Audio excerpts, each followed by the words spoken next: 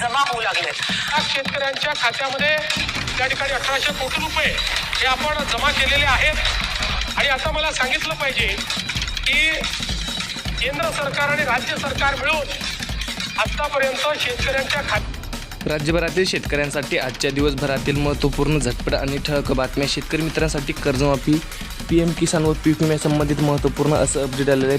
PM किसान योजनेचा व नमो शेतकरी योजनेचा व पीक विम्याचे पैसे आता शेतकऱ्यांच्या खात्यावरती जमा केले जाणार आहे, त्या संबंधीचं महत्त्वपूर्ण असं अपडेट आलेलं आहे।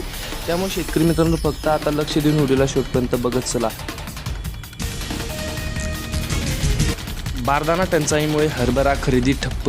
हरभरा खरेदीला मुदतवाढ देण्याची शेतकऱ्याची मागणी। सध्या पाहायला गेलं तर बारदाना टंचाईमुळे गेल्या काही दिवसापासून हरभऱ्याचा हमीभाव होणार आहे। सरकारी खरेदी ठप्प झाली आहे। राज्यात आतापर्यंत 5 लाख टन आसपास हरभरा खरेदी झाला आहे। सुमारे 3 लाख शेतकऱ्यांनी याची नोंद केली असून त्यापैकी 1.5 लाख शेतकऱ्यांचा हरभरा खरेदी करण्यात आला आहे।